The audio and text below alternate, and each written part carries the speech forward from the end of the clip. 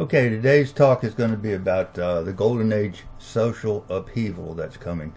Before I review the changes, let's go over the causes of the coming social changes that I'm talking about. First, I've said this before, but there's not going to be any more disease. We've basically eradicated disease with these fractal and crystal-based technologies that we've come up with, and also the things that I've talked about in my books that do away with things like arthritis, rheumatism, all the diseases that Dr. Rich Price has basically taken away over the last couple years, and these are all based on using fractals that started with Dr. Dan Nelson, the quantum physicist, who has a water on the web that he sells called Wayback Water, and we've just come out with a new water that's 25% superior to that in terms of particle size, and a good deal better than that in terms of some of the other qualities. So doing away with disease is the first part of the story, and then next, if we don't have disease, why do we need drugs? There's no need for pain and symptom relief, so out goes the pharmaceutical drug companies. That's going to be a chore to get rid of, but it has to come. And next, we'll talk about food, and as Dan Nelson talks about again on his tapes, on his talks, basically food is vibration, and it comes primarily through minerals. Vitamins and enzymes help in the distribution of mineral vibration, but they don't really enter into the actual quality of food per se.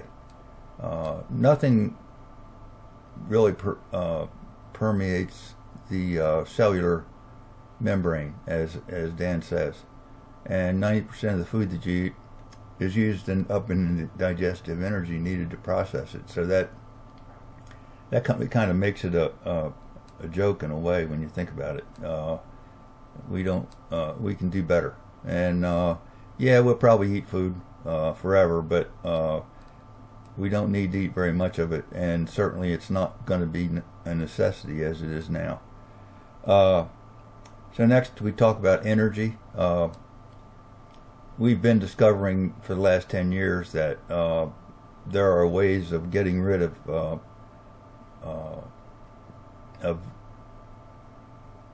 fossil fuels, and we don't currently and have not sold anything that could do that, but we have reduced fossil fuel requirements on cars 150% at times. It's not that hard to do, and if we took it far enough, and somebody will, we could reduce it to zero. And so how that could work on airplanes, it could work on a lot of things. And this is all through vortexes and frequencies. Again, same thing as the food. This is the forces that supply the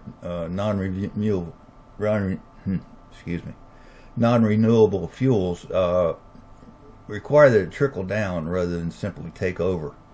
They're pretty strong. We're going to have to. It's going to take a while, but as this social upheaval continues with the golden age that I'm talking about, they'll just have to go away. And people people, the population in general, is going to be the thing that makes it happen. If we can't get everybody or a good percentage of the population on board and understanding that who we are as people,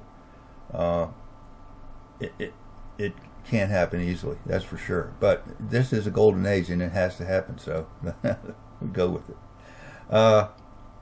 So basically, once we get rid of energy, food, pharmaceutical drugs, all the rest of this, money's going to have to be a small thing in society. It's no longer going to be based on oil, certainly, yeah, we'll still have gold, but it's not a necessity any longer. So here's the model that follows. And I'm using the Annunaki because I was once one of them, 12,500 years ago. They live without disease, drugs, food, energy, and money, essentially. And they've done it for hundreds of thousands of years. They're a very advanced society. They don't come from Earth. They've been here. We came here about 12,500 years ago, before the flood, right at the flood, basically, and we transformed society, and I'm going to explain that. They have no religion. They're spiritual people entirely. They're loving people, despite some of the things you might read on the web, and they live for several thousand years at a time, in a lifetime, and they do it in perfect harmony. They don't use, and as I said, they don't eat food, but they do eat monatomic gold in their diets, if you will. And so they some people say they came here to get monatomic gold, and that's not true, and I'll tell you why.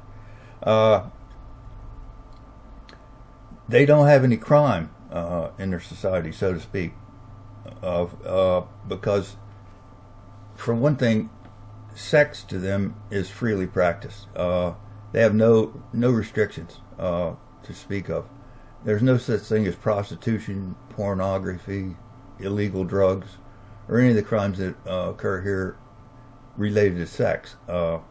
And they don't even wear clothes for the most part. And lust is not even a part of their lives. They don't need it. They're just totally free people, loving people. And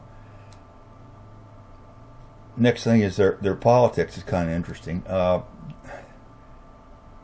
They need leadership. Everybody needs a little bit of leadership, but and they do freely elect their leaders. But their children vote from age 12. Their children are pretty darn smart, as you might expect. And their leaders are elected based on their love and warmth, not on their promises. Nobody stands around and talks about what they're going to give you because they already got it. That would be absurd. And the only thing they have need for there is transportation and housing, and as you can expect, their housing and transportation are quite sophisticated, but they're simple. They keep things simple. That's the spiritual way. They don't have a court system to speak of. They are so intuitive, and that's the way we're going to be. You're going to be super conscious here, and that nobody can fool. So if somebody stands up in front of them and starts telling them about what they're going to, what they've done wrong or whatever, everybody goes, oh, "Come on, we know better than that. This guy really didn't do that." But their contracts are enforced by social agreement or handshakes, not law. They don't have any religious differences because they don't have any religion to speak of. Like I said, they're spiritual people. Their whole lives are based on love.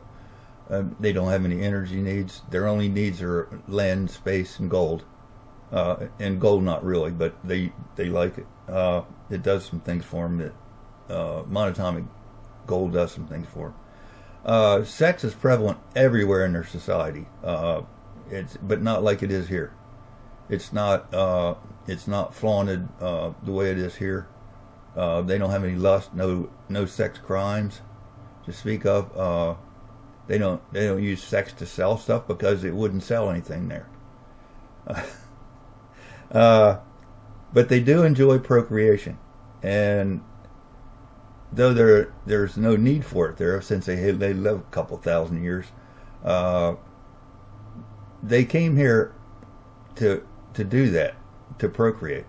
They came here because they knew they had to, and they were told to by the spiritual masters, and that was an enjoyable job for them. We needed a genetic influence in our population. We were pretty stupid people at the time, and not much smarter than today. But they came here to help us.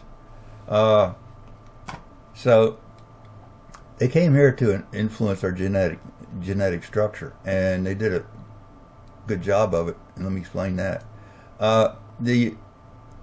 Their people are quite handsome. Their men are very, very handsome. Their women are beautiful. But they're seldom allowed to impregnate women due to their long lifespans. They can't. If they did, they'd overrun their world really quickly. So they thought, well, this is a great job for us to come to Earth, and so they had coitus with all the women that they came upon, and but there was a slight genetic mismatch, as you might guess. They're a little bit different than us. So they only impregnated a small percentage of the women that they had sex with. Still, that number was big enough to change the genetic influences here and cause what we now call Homo sapiens, the race, if there is such a thing. I'm not sure there is, but they changed our society considerably, and our abilities to think. They just moved us up on the scale. So if they come back, and I'm saying that they probably will within the next 5 years if they're going to, expect the men to behave the same way as they did. Except that the women here today are a little bit more sophisticated than those at the time of the flood. And also, we're entrapped in more social mores than we were then.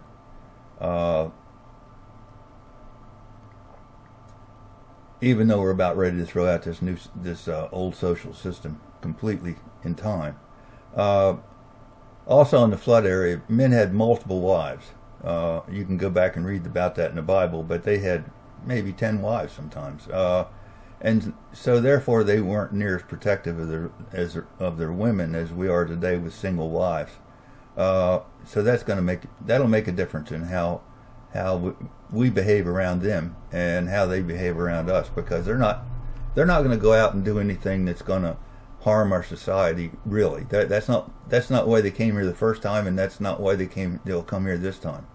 They're going to come here to get rid of our harmful systems that we have, such as our war, the things that cause our wars, which are our politics, our power plants, which are often nuclear plants, but coal and all of the fossil fuel burning plants that we've got are not a good idea either, and we've got ways to get around those. They'll have ways for us if we don't come up with them. They already know how to do all this stuff, but I'm saying that we're capable of doing much of what they're able to do today here. We just aren't doing it. So that's my story.